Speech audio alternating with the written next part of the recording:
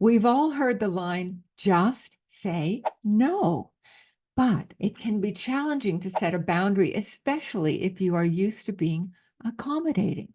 It's good to try and be there for others, but do not forget to be there for yourself. People pleasing has to do with trading your own needs for validation from others. If you were raised in a family where pleasing others was the currency of receiving love, it's a strategy that may have become ingrained behavior, and that's understandable. But today, you are a different person. So consider that instead of worrying about being rejected, do not reject yourself. Hey, as a recovering people pleaser, I know that the more you become aware of your own needs, the more you can take action that's better aligned with them. You are not responsible for someone else's happiness. Let's say that again. You're not responsible for someone else's happiness. And you will be fine without turning yourself into a pretzel for others' approval. Find out what works for you, for your physical, mental, and emotional well being. And that's the key to creating a path that you are excited to be on. Today, I want to give you some practical ways to say no to family and friends, as well as in the workplace. I'm Randy Tarrant, founder of Project Happiness, and we talk about becoming happier as we grow, getting stronger from the inside out, and how to create a life you love at any stage.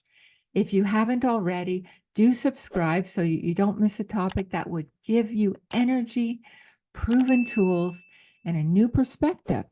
And please like or share, especially with friends who could use this information too. Okay, jumping in for family and friends. Number one, never give an automatic yes.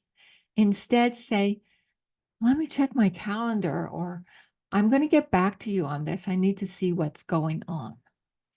Number two, you can say, especially if you feel stretched and overwhelmed, you can say, I am so overstretched.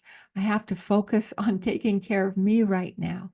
I need to get back to myself. So I got to say no. I hope you understand.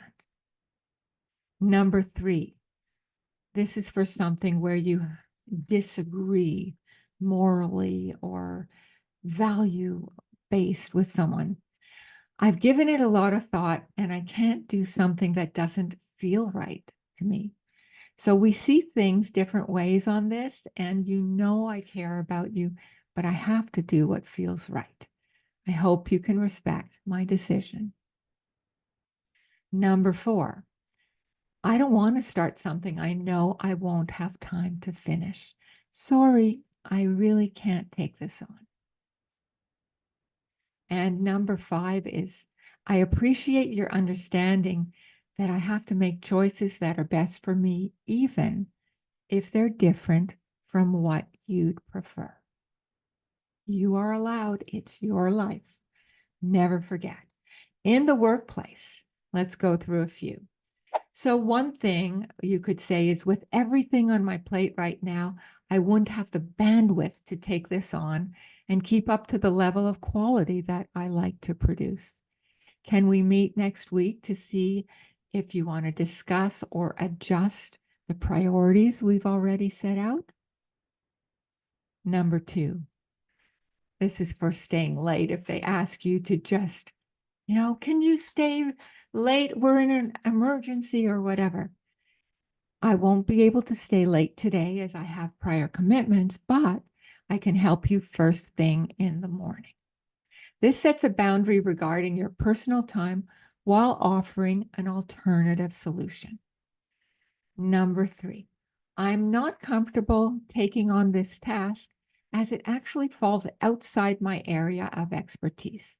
Let's loop in someone with the right skill set for this job. You're politely declining by pointing out the need for, someone who is an expert in this area.